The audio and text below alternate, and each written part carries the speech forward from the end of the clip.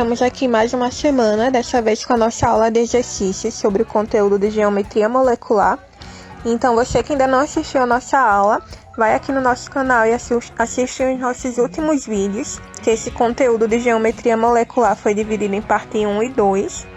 Aí assistam, entendam direitinho para poder ficarem ligadinhos aqui na nossa aula de exercícios. E qualquer dúvida, manda pra gente que a gente responde. A nossa primeira questão é da Federal de Sergipe e ela diz o seguinte: a alotropia é o fenômeno que envolve diferentes substâncias. Aí nos dá as alternativas que a gente vai analisar. A gente, quando estudou a alotropia, viu que é um fenômeno onde os elementos eles formam várias substâncias simples diferentes. O mesmo elemento, no caso, pode formar várias substâncias simples diferentes. Então, só por aí, só pela definição, a gente já elimina algumas alternativas aí. Já não pode ser nem a letra D nem a letra E, porque elas já começam falando que formam substâncias compostas. Então, já não é nem a alternativa D nem a alternativa E. Então, vamos lá, letra A. Substâncias simples formadas pelo mesmo elemento químico. Essa daí já seria a alternativa correta. Como a gente viu, deu o exemplo do oxigênio, pode formar o gás de oxigênio, que é o O2, como também o ozônio, que é o O3. É o mesmo elemento, o oxigênio, formando substâncias diferentes, substâncias simples diferentes. Então, a alternativa correta já seria a alternativa A. A letra B também não pode ser porque ela também fala que é composta. Então, a gente já teria eliminado ela também. E a letra C fala que forma uma substância simples, ok, mas fala que é com a mesma atomicidade, que estaria errado. Então, a nossa alternativa correta é a letra A. Próxima. O oxigênio, fundamental à respiração dos animais, e o ozônio, gás que protege a Terra dos efeitos dos raios ultravioleta da luz solar, diferem quanto? Então, inicialmente é só a gente pensar na estrutura do oxigênio e do ozônio. A gente falou bastante delas quando a gente falou de alotropia. Oxigênio, O2, ozônio, O3. A única diferença é a quantidade de átomos de oxigênio. No oxigênio tem 2 átomos e no ozônio tem 3 átomos. Então vamos às alternativas. Está perguntando a que se diferem o oxigênio do ozônio. Letra A. Ao número de prótons dos átomos que entram em suas composições. Não é número de prótons. Letra B. Ao número atômico dos elementos químicos que os formam. Também não. Os dois são formados por oxigênio, né? A configuração eletrônica dos átomos que os compõem. Também não. Letra D.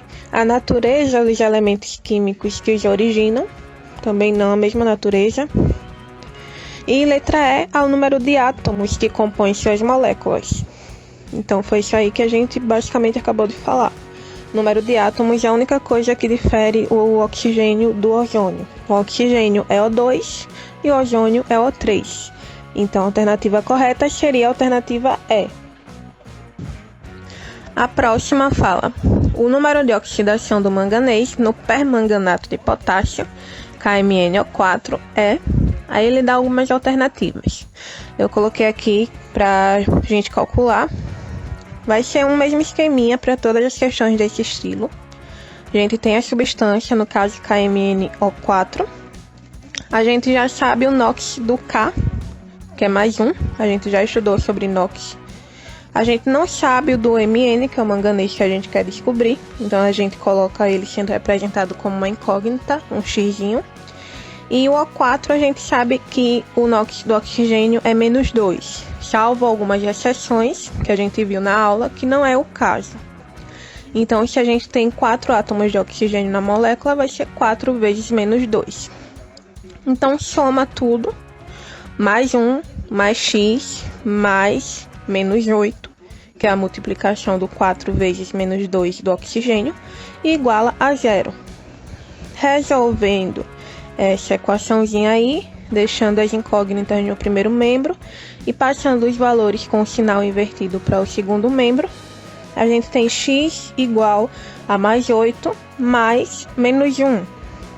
Resolvendo, x que é igual a mais 8 menos 1, que é igual a mais 7.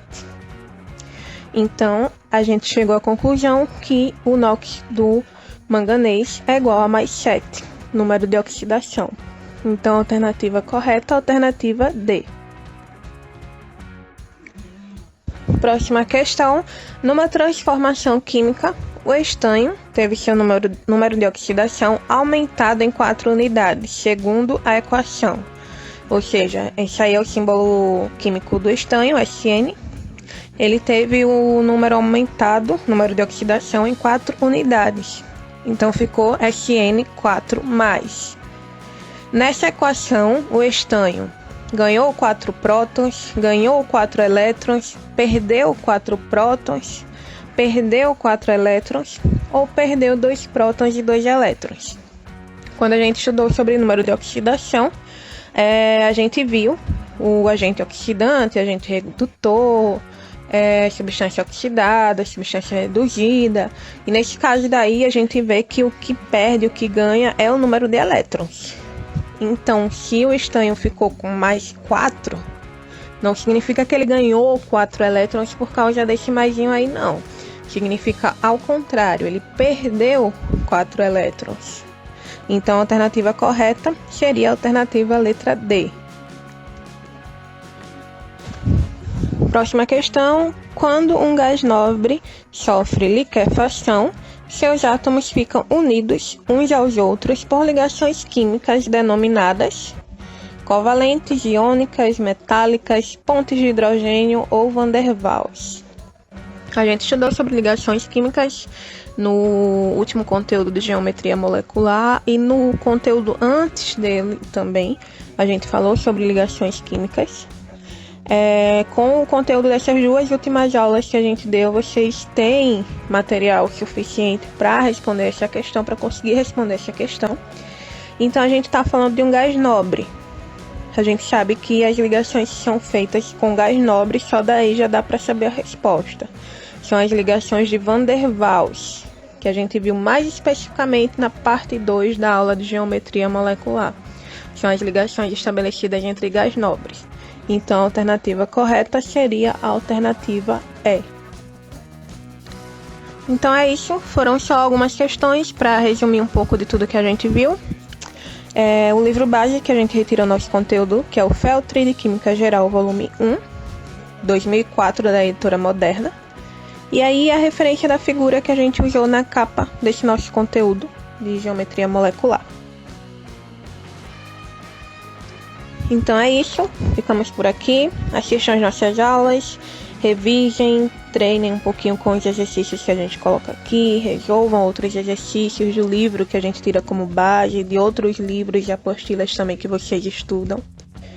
Qualquer dúvida é só mandar por e-mail esquematizandocontato@gmail.com ou através do nosso Instagram também, que é o @esque_matizando. Tem várias postagens legais lá sobre química, sobre curiosidades. Vocês podem seguir a gente lá, curtir, compartilhar, comentar. E é isso, e muito obrigada e até a próxima aula.